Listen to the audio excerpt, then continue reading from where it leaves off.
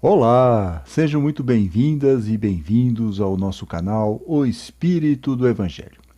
O dia 20 de novembro ficou estabelecido aqui no Brasil como o Dia da Consciência Negra, uma data importante para a nossa reflexão como sociedade sobre a trágica questão do preconceito racial. Mas por que essa questão do racismo ainda ocorre nos dias de hoje, em pleno século XXI? Por que essas situações ainda acontecem, principalmente numa sociedade que já está tão evoluída do ponto de vista material? E ocorre não só aqui, diga-se, mas em vários lugares do planeta, alguns deles em potências econômicas, como os Estados Unidos. O movimento Vidas Negras Importam demonstra bem a luta contra o preconceito racial em terras lá nos Estados Unidos, em terras estadunidenses. Por que isso ainda acontece atualmente? Essa questão a gente precisa pensar um pouquinho. Porque muitos dos que têm preconceito não conseguem enxergar o outro como um irmão, como um igual. Essa é uma questão muito importante. Por isso que Jesus, e agora nós vamos lá para o Evangelho, repete 3 vezes um pedido aos discípulos, como podemos ler no Evangelho de João. Jesus fala o seguinte: é isso que eu ordeno. Em algumas Bíblias, é isso que eu determino, que eu mando. Mas vamos aqui pela Bíblia Pastoral. É isso que eu ordeno. Amem-se uns aos outros. Está lá no Evangelho de João, capítulo 15, versículo 17. O amem-se uns aos outros é a frase que foi repetida por 3 vezes a Jesus, aos seus seguidores, aos seus discípulos. Reparem que Jesus não diz para amar somente aqueles de quem gostamos, que sejam do mesmo gênero ou da mesma raça. Ele não faz isso, não há distinção. Devemos nos amar uns aos outros sem preconceitos. Portanto, um cristão preconceituoso ou racista, obviamente, não é um cristão.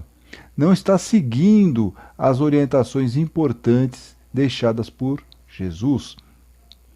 Além disso, para nós espíritas, a questão de ter algum tipo de preconceito contra alguém é ainda mais absurda, para nós espíritas. Porque nós sabemos de que o nosso envoltório carnal, isso aqui, né, o corpo que nós utilizamos em cada encarnação, pode mudar. Pode mudar de gênero, de raça, de país, de língua. Nós não temos. Uma hora nós somos uma coisa, outra hora nós vamos ser outra. Como bem explica Allan Kardec no livro A Gênese, com a reencarnação desaparecem os preconceitos de raças e de castas, pois o mesmo espírito, diz aqui Kardec, pode tornar a nascer rico ou pobre, capitalista ou proletário, trabalhador, chefe ou subordinado, livre ou escravo, homem ou mulher. Aí segue aqui ainda Kardec. De todos os argumentos invocados contra a injustiça da servidão e da escravidão, contra a sujeição da mulher, a lei do mais forte, nenhum há que prime em lógica ao fato material da reencarnação.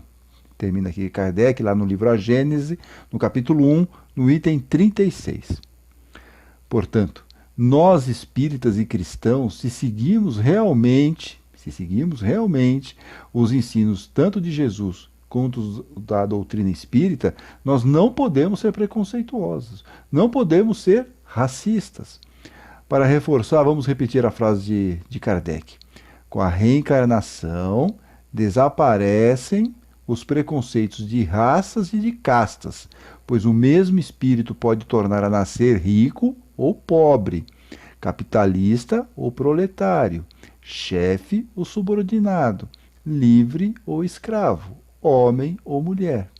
Mas claro que isso é impossível, né? E vamos repetir também a frase de Jesus, claro. É isso que eu ordeno. Amem-se uns aos outros.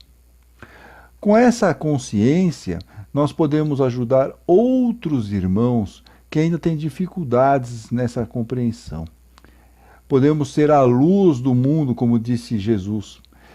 Ensinar pelo bom exemplo, pelas nossas atitudes, né? principalmente pelas nossas atitudes, obviamente que nós estamos falando aqui de atitudes no bem.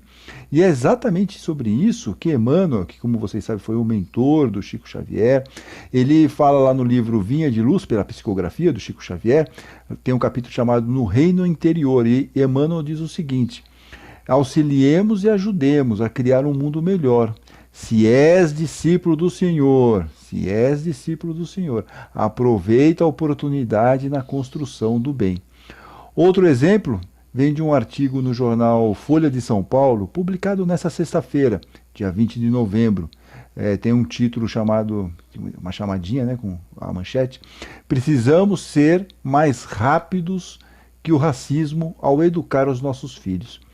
Esse é o título. Precisamos ser mais rápidos que o racismo ao educar nossos filhos. E a autora desse artigo cita duas pesquisas. Um dizendo o seguinte, que as crianças entre 2 e 4 anos já internalizam vieses raciais. Olha que coisa importante. E aos 6 anos, os pequeninos já entendem que há uma hierarquia racial. Daí a importância dos pais na educação dos filhos, como a autora comenta. Os pais são seus mais influentes professores, num processo muito semelhante ao do aprendizado linguístico. Olha a responsabilidade de quem educa aí as crianças, né? Portanto, precisamos redobrar a atenção quando estamos perto das nossas crianças. O que elas estão aprendendo ao nosso lado? Aceitar a diversidade? Ver o outro como irmão? Ou ser preconceituosa? Estou ensinando a respeitar o outro? Questões que nós precisamos levantar muitas vezes, né? Como diz uma poesia do cearense Braulio Bessa sobre a diversidade, ele comenta, e é uma poesia muito bacana, muito bonita e muito apropriada para esse momento. Seja menos preconceito, diz o Braulio Bessa, seja mais amor no peito, seja amor, seja muito mais amor. E se mesmo assim for difícil ser amor, não precisa ser perfeito. Se não der para ser amor, que seja pelo menos respeito, diz lá o Braulio Bessa num trechinho da poesia que ele fala sobre diversidade. O ideal é que possamos seguir o ensino de Jesus e amarmos uns aos outros. Mas como diz a poesia, se não der ainda para ser amor, um amor total, pleno, que seja pelo menos por respeito, respeito ao outro, pela diferença do outro. No livro Atos dos Apóstolos, no capítulo 10, há uma cena memorável, que é bem didática sobre essa questão do preconceito que nós estamos aqui abordando, refletindo juntos. Um centurião romano, chamado Cornélio, ele queria ser um seguidor de Jesus e pediu para Pedro ir até a casa dele, visitá-lo, ir lá visitá-lo. Só que aí teve um problema. Pedro, por ser um judeu, e naquela época um judeu tinha uma restrição com relação às outras pessoas que não eram judias, né? Então ele tinha um tremendo preconceito contra os gentios, os estrangeiros, como era o caso do Cornélio, o romano, né? E Pedro não quis ir. Falar, não vou me misturar. Não ia se misturar com quem não fosse da mesma raça e da mesma religião, do mesmo credo que ele. Aí o plano espiritual, vejam só, precisou intervir. Fez Pedro ter um sonho. E os espíritos de luz disseram para Pedro 3 vezes: não considere impuro o que Deus purificou. Não considere impuro o que Deus purificou. Pedro acordou. E aí ele entendeu que não podia ter o quê? Preconceito. Nas palavras dele, estão lá no Atos dos Apóstolos, Deus me mostrou que não se deve considerar a ninguém como profano ou impuro. E ele foi até Cornélio, converteu não só Cornélio, como toda a família do centurião.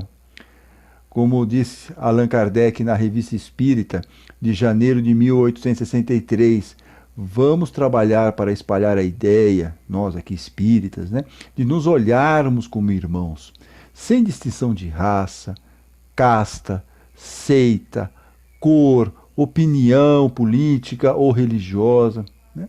Numa palavra, uma crença que faz nascer o verdadeiro sentimento de caridade, de fraternidade e deveres sociais. Que tal? Vamos espalhar essa semente e vamos lembrar também do Braulio Bessa, aquele finalzinho. vamos ser mais amor. Né? E se não der para ser amor e menos preconceito, vamos ser amor, mais amor e menos preconceito. E se não der para ser amor na totalidade, que seja pelo menos por respeito. Muita paz a todos e até a próxima oportunidade. Fiquem bem, fiquem em paz. Fiquem com Deus.